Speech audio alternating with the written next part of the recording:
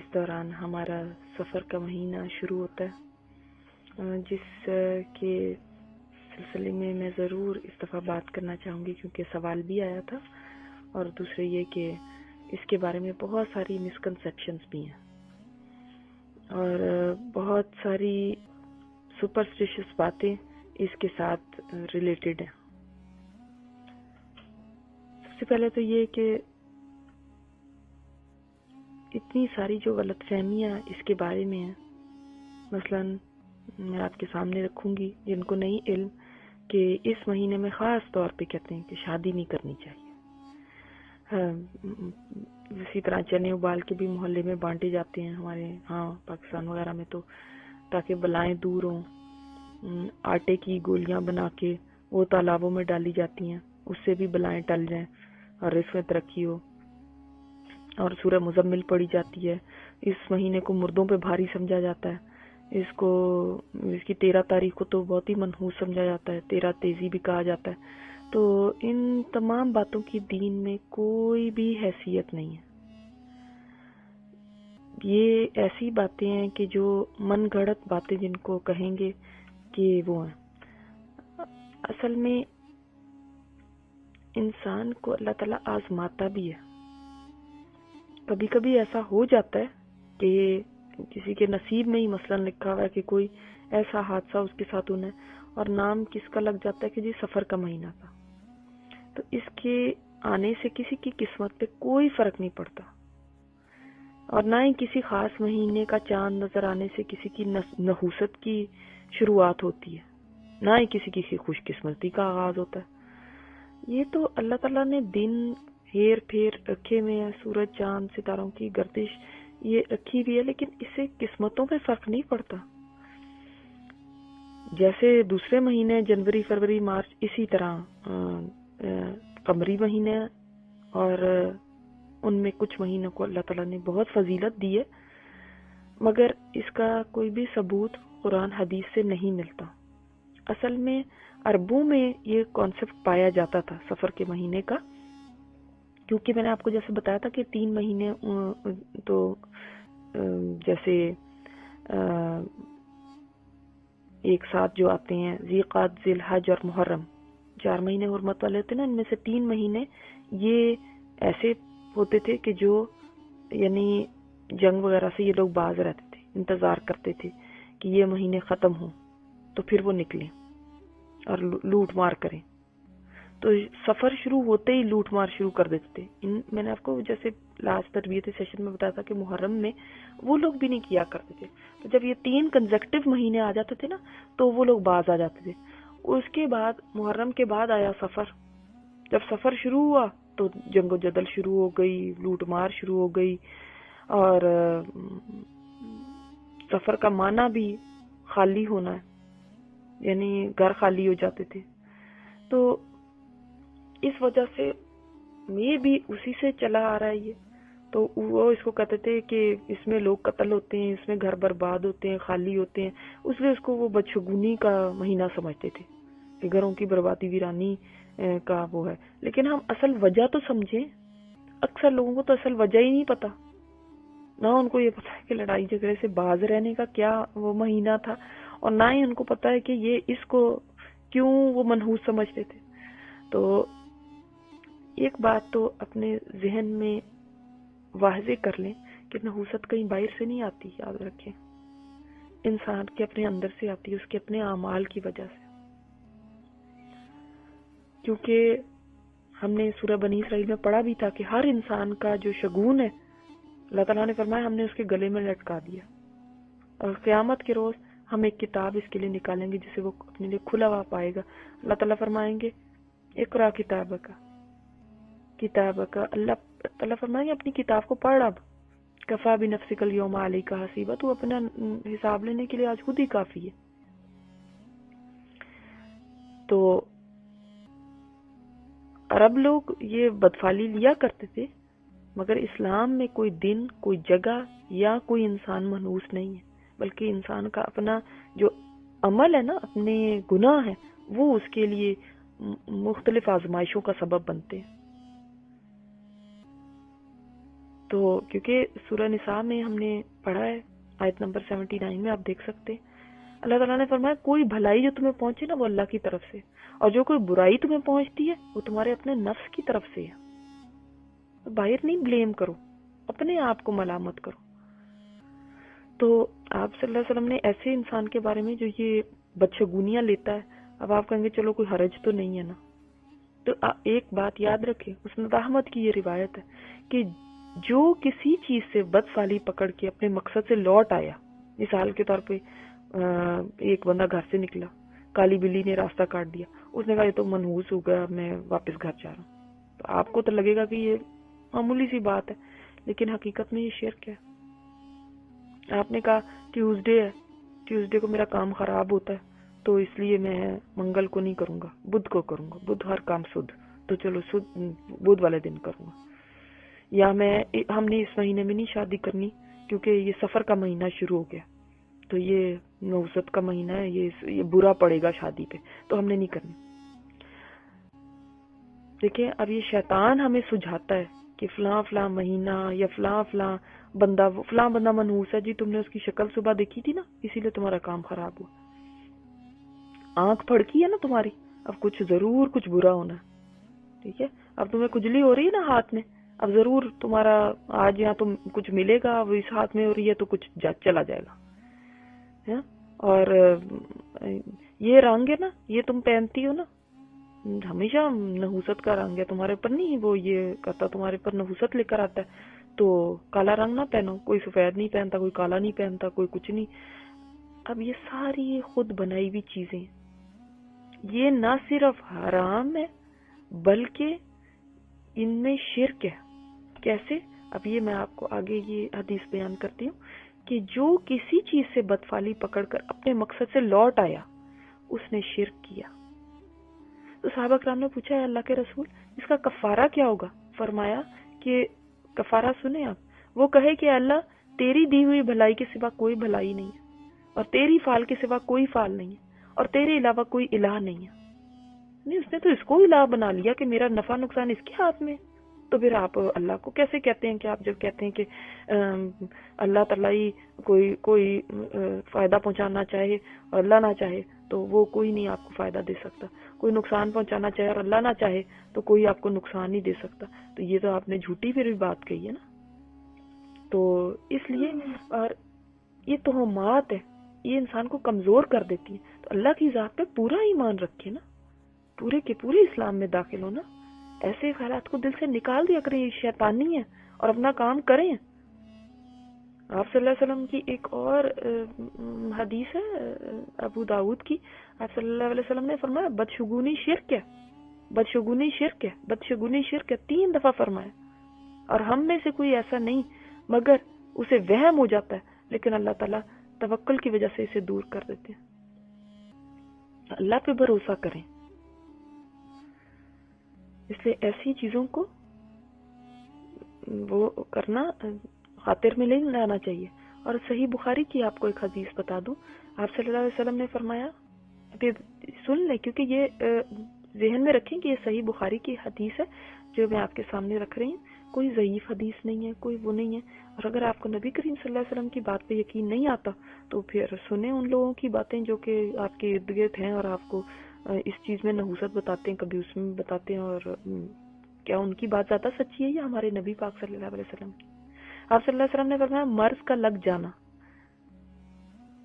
نحوست، الو اور سفر، الو سے بھی وہ سمجھتے تھے نا کہ اب یہ ہمارے لیے یہ ایسا ہے، اور سفر کا مہینہ یعنی کچھ نہیں ہے، اور جزامی سے، جزام جس کو وہ لگ جاتا ہے، کوڑ کی بیماری سے اس طرح بچو جس طرح شر سے بچتے ہو، یعنی آپ کے کنٹیجس بیماریوں سے ایسے بچو، یہ نہیں ہے کہ اس سے بھی کسی کو وہ ہو سکتی ہے، بس احتیاط کرنی۔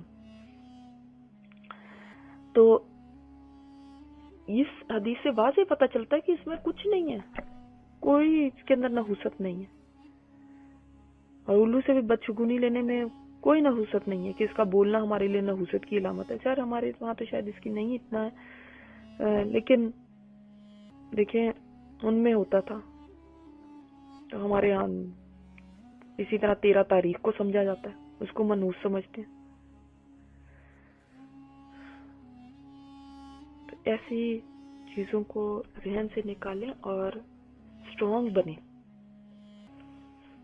اور بھی کچھ احادیث میں سنن ابی داؤد کی بھی ہیں، اور بھی کچھ احادیث کے اندر اسی طرح سفر کے مہینے کا کہا گیا کہ اس میں کوئی نحوست نہیں ہے. ٹھیک ہے، تو مجھے امید ہے کہ آپ یہ بات سمجھ آ گئی ہوگی کہ کہاں سے اوریجنیٹ ہوا، کیوں لوگ اس طرح سے کہتے ہیں. آج جو میں آپ کے ساتھ بہت ہی کل مجھے پریشانی بھی ہوئی سب کی کلاس کے بعد باتیں سن کے، کہ مجھے ایسا لگا کہ نماز کے بارے میں لوگوں کے ذہن میں سوالات بھی ہیں اور نماز کے بارے میں تھوڑی کیئرلیسنس بھی ہے. تو میں آج چاہ رہی تھی کہ اس کے اوپر ضرور بات کی جائے.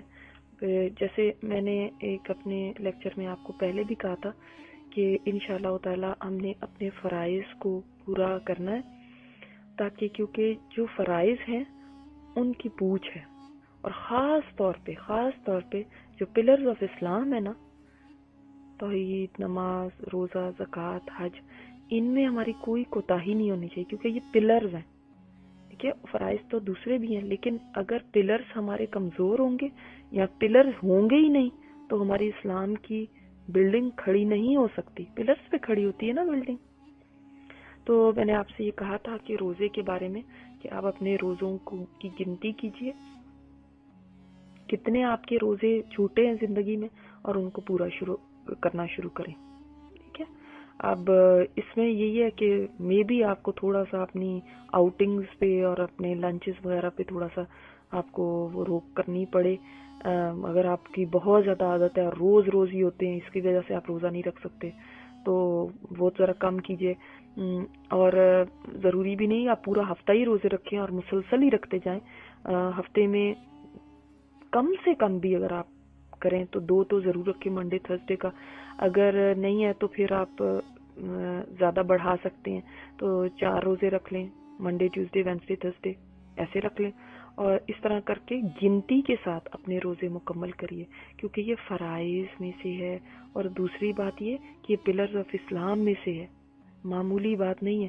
اسی طرح ہماری نمازیں ہیں، اور نمازوں میں سے جو سب سے مشکل چیز ہے نا، وہ ہے نماز کے اندر خشوع کا پیدا کرنا. قد افلح المؤمنون میں ہم نے کیا پڑھا تھا؟ 18واں پارہ شروع ہی ہوتا ہے تو نماز میں خشوع کی بات آتی ہے. خشوع کیا چیز ہے؟ یعنی دل کی حاضری ہونا، اس کے اندر آپ دل کی توجہ ہونا، آپ کی جو زبان کہہ رہی ہے اس کے ساتھ دل بھی ٹیلی کر رہا ہو. ٹھیک ہے، اور نماز ڈیپینڈ کرتی ہے کہ اس میں خشوع. اور آج کی جو دعا آپ کو بتانی ہے وہ بھی ایک تو اس کے سلسلے میں بھی آپ کو ہیلپ کرے گی. بہت مختصر سی دعا ہے، ربی اعنی علی ذکرک و شکرک و حسن عبادتک. اللہ ہماری مدد فرما اللہ ذکری کا، اپنے ذکر کرنے میں، و شکری کا، اور اپنے شکر کرنے میں، اللہ و حسن عبادت، اور اپنی اچھی عبادت کے میں ہماری مدد فرما. تو اللہ کی مدد کے بغیر نہیں ہو سکتا. ہم نے انشاءاللہ یہ ابھی ہم یہاں سے اٹھیں گے تو انشاءاللہ ہم نے یہ عزم کرنا ہے کہ میں نے اپنی نمازوں میں خشوع لے کر آنا ہے، اور کوئی مشکل نہیں ہے، انشاءاللہ ہم بھی کر سکتے ہیں، انشاءاللہ کر سکتے ہیں. اور اگر آپ دیکھیں 100% نہیں بھی کر سکے، آپ مسلسل اگر اسٹرگل بھی کرتے رہے نا، جیسے میں نے آپ کو چڑیوں کو اڑانے کی بات کی ہے، مسلسل آپ اسٹرگل بھی کرتے رہے نا، کم از کم ہمارا یہ تو ہوگا کہ ہم ساری زندگی مسلسل اپنی نمازوں کو صحیح کرنے کی اسٹرگل کرتے رہے اور اسی میں مر گئے. وہ بہتر نہیں ہے بجائے اس کے کہ ہم نے ساری زندگی بری نمازیں پڑھی. اور ہمارا فرسٹ کوسچن ہی جاتے ہی پہلا کوسچن جو ہے نا وہ یہ ہونا ہے کہ نماز کیسی تھی آپ کی. تو پہلا کوسچن ہی آپ اس میں ہی کانپ گئے اور اس میں ہی گھبرا گئے تو اگلے کوسچنز کے جوابات کیسے دیں گے بتائیں. اور دیکھیں پہلا سوال آپ کانفیڈنٹلی دے لیتے نا اور اس میں اچھے آپ کے مارکس آ جاتے. تو آپ وائوا وغیرہ آپ نے اگر پریکٹیکلز اور اس طرح میں وائوا سائنس لی تھی تو آپ کو پتا ہوگا جب وہ یا انٹرویو وغیرہ میں پہلا سوال آپ نے صحیح دے دیا تو تھوڑا سا آپ کو کانفیڈنس بھی آ جاتا ہے، پھر تھوڑا سا آپ کو حوصلہ بھی ہو جاتا ہے کہ اچھا ٹھیک ہے، نہیں مجھے کچھ آتا ہے. اور پہلے سوال میں ہی اگر آپ گر جاتے نا تو پھر آگے سارا ہی آپ کا وہ کانپتے ہی رہتے ہیں کہ اب آگے کیا ہوگا. مجھے تو پہلے پہ ہی میری یہ حالت ہو گئی ہے. تو انشاءاللہ بہت سارے لوگوں کو یہ دعا پہلے سے آتی ہوگی، اس لیے میں ان کے لیے ایک اور دعا بتاتی ہوں. جن کو پہلے سے آتی ہے وہ اب اس کو مانگنا شروع کریں اہتمام کے ساتھ. جن کو نہیں آتی وہ اس دعا کو لکھ لیں. اور دوسری دعا جو میں آپ سب کو بتانا چاہتی ہوں وہ مجلس کے دوران کی دعا ہے. جب آپ کہیں پہ بھی مل کے بیٹھتے ہیں، ہماری گیدرنگز ہوتی ہیں، تو دیکھیں ایک مجلس میں اٹھنے سے پہلے حضرت عبداللہ بن عمر فرماتے ہیں کہ نبی کریم صلی اللہ علیہ وسلم سے ہم 100 دفعہ یہ گن لیا کرتے تھے کہ 100 ٹائمز تو آپ صلی اللہ علیہ وسلم یہ بول ہی دیا کرتے تھے ایک مجلس میں نا. یعنی بات کے بعد مطلب تھوڑی تھوڑی دیر بعد آپ صلی اللہ علیہ وسلم کی زبان سے یہ نکلتا تھا. اس کا مطلب یہ ہے رب اغفر لی وتب علیہ انک انت التواب الغفور.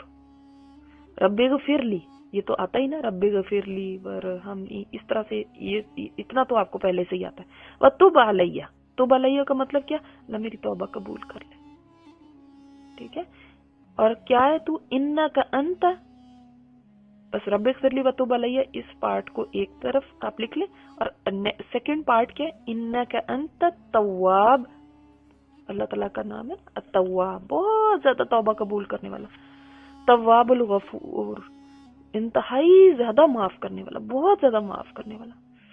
تو انشاءاللہ تھوڑی تھوڑی دیر بعد اگر ہم یہ بولتے جائیں گے ہماری عادت بن جائے گی.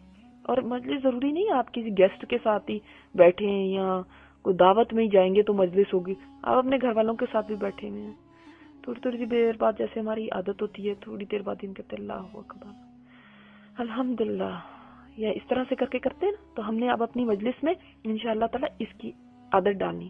رب غفر لی وتب علیہ انک انت التواب الغفور. ٹھیک ہے انشاءاللہ تعالی. اللہ تعالی ہم سب سے قبول فرمائے. اور نمازوں کی مجھے تو بہت ہی فکر لگ گئی ہے، بار بار دعا کریں جتنی دفعہ بھی یاد آئے اللہ میری نمازیں اچھی کر دے پلیز. آج ہی کے ساتھ اللہ تعالیٰ سے اٹھتے بیٹھتے اللہ تعالیٰ سے مانگے، اسی طرح مانگتے رہے اللہ میری نمازوں کو اچھا کر دینا نا. یہ نہ ہو کہ مر کے یہی نمازیں لے کے چلی جاؤں. اللہ پچھلی ایک معافی دے دینا اور اگلی کے اندر اللہ تعالیٰ توفیق عطا فرمانا کہ ان کو میں اچھی طرح سے پڑھ سکوں. اللہ ان میں خشوع دے دینا. ایک رکعت بھی نہیں زندگی میں نصیب ہوئی کہ پورے خشوع کے ساتھ ہو. ایک سجدہ نہیں نصیب ہوا کہ ایسا ہو کہ صرف تیرے آگے جھکی ہوں، کوئی اور نہ خیال آیا ہو. تراویوں کی بھی پڑھی نمازیں، اور اللہ لیلۃ القدر کی بھی پڑھی، اور اللہ نوافل بھی پڑھے اور فرائض بھی پڑھے. سارے ہی لولے لنگڑے پڑھ لیے، ساری بیمار نمازیں لے کے اللہ تیرے سامنے کیسے کھڑی ہوں گی.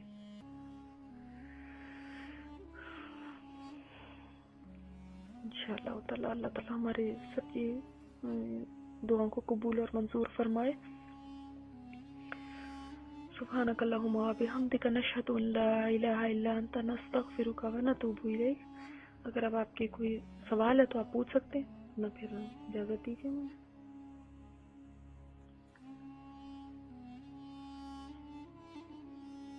آمین یا رب العالمین، آمین یا رب العالمین.